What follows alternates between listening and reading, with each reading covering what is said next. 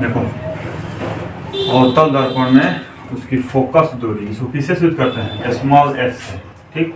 और उसकी वक्रता त्रिज्या जिसे किससे सूचित करते हैं? कैपिटल आर में संबंध होता है F बराबर r/2। ये संबंध हम लोग सूचित करेंगे, ठीक। ये संबंध सूचित करेंगे, एग्जाम में 100% देगा, हर बार देता है। या तो अवतल दर्पण का देगा, नहीं तो उत्तल दर्पण का देगा। एक साल नहीं गैप देगा तो अगले साल जरूर देगा, गणित लोग नहीं देगा तो लड़का लोग नहीं देगा, ठीक। तो सबसे पहले हम लोग इसको बना लेंगे कि ये कौन सा दर्पण है जी। अभी तो कोई दर्पण नहीं है, जब तक इसको हम कलई नहीं करेंगे, ये कोई दर्पण नहीं है। इसको हम क्या करते हैं कि बाहर की तरफ से कलई कर देते हैं। कौन सा दर्पण बन गया? ये अवतल दर्पण। वहीं अंदर से कलई करते तो कौन सा दर्पण होता है? उत्तल दर्पण। तो मान लो कि इस दर्पण का हम नाम रख दिए M, ठीक। ये अवतल दर्पण हो गया। ये कौन सा रेखा है? इसको मुख्य अक्ष या प्रधान अक्ष, यहाँ पे उसका ध्रुव होता है ना, जिसको पोल कहते हैं। यहाँ से जो रेखा आएगी समानांतर, इसके जो समानांतर रेखा होती है वो कहाँ से काटती है? फोकस से काटती है। तो फोकस को किससे सूचित करते हैं? F से। यहीं देखो इसके और इसके जो बीच का जो दूरी होता है ना, ये इसको हम लोग कहते हैं स्मॉल f, फोकस दूरी कहते हैं, ठीक।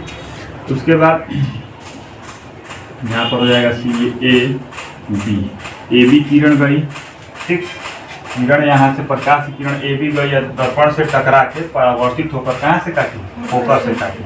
याद रखना, फोकस का परिभाषा क्या होता है कि गोलीय दर्पण में मुख्य अक्ष के समानांतर आती किरणें, इसके मुख्य अक्ष है, इसके समानांतर आती किरणें परावर्तन के बाद जिस बिंदु पर काटेगी उसे फोकस कहते हैं। तो जब भी समानांतर जाएगी कहाँ से काटेगी? फोकस नहीं काटेगी। तो काट दी, यहाँ से अभिलंब डाल देते हैं, ये हो गया अभिलंब।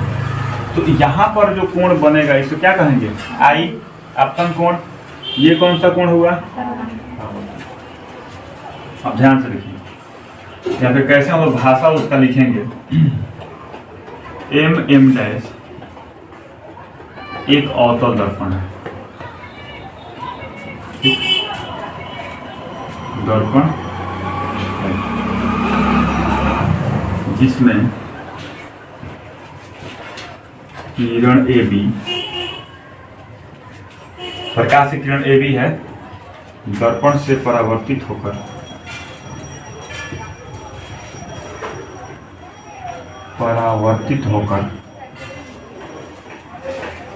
फोकस F पर काटती है। इतना भाषा लिखेंगे हम, सिंपल भाषा, जितना सिंपल होगा उतना जल्दी सीख होगा। अब एक बात बताऊं कि ए बी जो है वो सी पी के क्या है? समानांतर है, समानांतर है ना।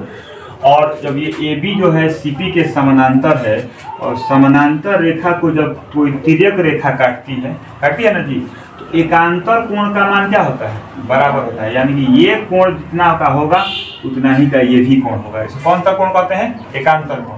तो यहाँ पर भी आप देखिए कि ए बी और सी पी समानांतर रेखा है, इसको ये रेखा काट रही है, तो ये तिर्यक रेखा है, तिरछी रेखा है। तो ये जब आई है तो ये भी कितना होगा? आई ही होगा। इसको नाम लिखते हैं, इसका नाम कितना है जी? A B C. तो कोण ए बी सी बराबर कोण बी सी पी, ये वाला कोण, ठीक।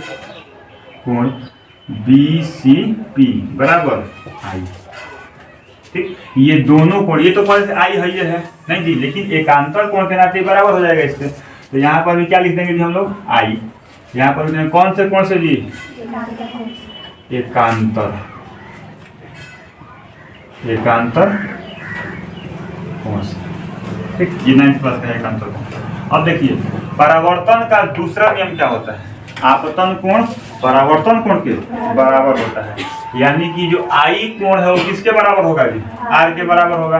यानी यहाँ पे लिख देंगे हम कि कोण आई बराबर कोण आर, और यहाँ पर लिख देंगे हम लोग परावर्तन के नियम से, परावर्तन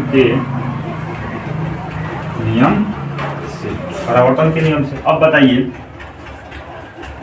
त्रिभुज BFC में देखिए, त्रिभुज BFC में यानी कोण आई बराबर कोण आर। तो जिस त्रिभुज का दो कोण बराबर होता है उसे कौन सा त्रिभुज कहते हैं? समद्विबाहु। यानी कि दो गो कोण के साथ दो गो भुजा भी क्या होगा? बराबर होगा। तो यहाँ पे हम लोग क्या करेंगे, लिखेंगे त्रिभुज एबीसी में कोण आई बराबर कोण आर हुआ ना जी। अतः त्रिभुज बीएफसी कौन सा त्रिभुज है जी? एक समद्विबाहु त्रिभुज त्रिभुज है ना जी, समद्विबाहु त्रिभुज। ठीक, इतना पहले तुम नोट करो। अब देखो त्रिभुज बीएफसी कौन सा त्रिभुज है? समद्विबाहु त्रिभुज है। तो समद्विबाहु त्रिभुज का गुण क्या होता है कि वह त्रिभुज जिसके दो भुजा आपस में बराबर हो। तो इसके भी दो भुजा हम लेंगे CF और B, यानी कि CF बराबर B, कैपिटल रख लेंगे CF बराबर B। अब देखो, अब यहाँ पर हम क्या करेंगे कि इस B को हम काफी नजदीक ले लेंगे P के। मान लेंगे कि जो B है P के क्या है? काफी नजदीक है। तो लिखेंगे माना कि B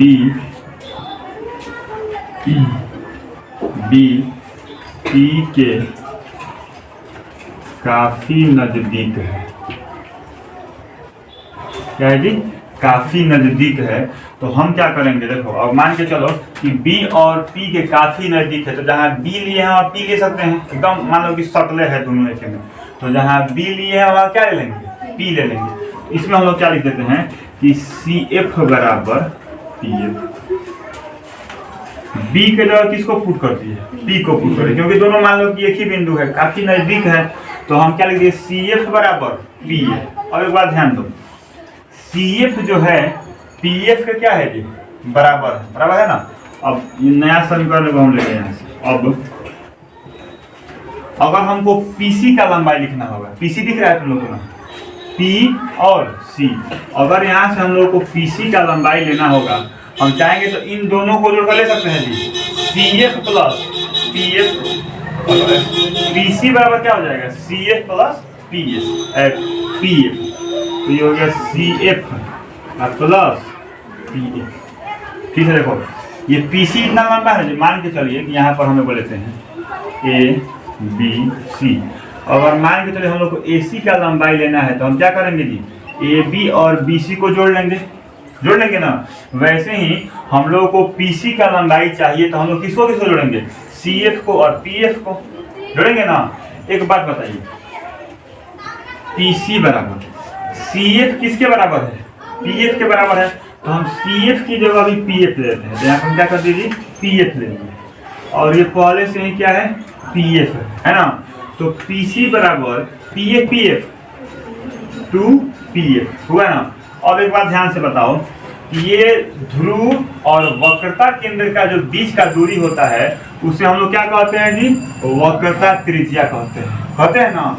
कल वाले वीडियो में समझाया था, कल क्लास में समझाए थे कि PC जो है वो क्या है जी? वक्रता त्रिज्या है, जिसे किससे सूचित करते हैं? R से। तो यहाँ पर हम PC के बदले क्या ले लिए? R ले लिए जी। ये 2 का 2 है। देखिए यहाँ पर फोकस और ध्रुव के बीच के दूरी क्या कहते हैं? फोकस दूरी। अब फोकस दूरी को किससे सूचित करते हैं? स्मॉल f से। तो यहाँ पर हम ले लिए स्मॉल f। ठीक, दो किस चीज में है? गुणा में है। इधर आएगा तो भाग में। तो f बराबर क्या हो गया? R/2। यानी कि किसी अवतल दर्पण के फोकस दूरी f और वक्रता त्रिज्या r में क्या संबंध है जी? कि फोकस दूरी जो होती है वक्रता त्रिज्या की आधी होती है। कभी कभी ये ऑब्जेक्टिव में पूछता है और कभी कभी सब्जेक्टिव में पूछता है।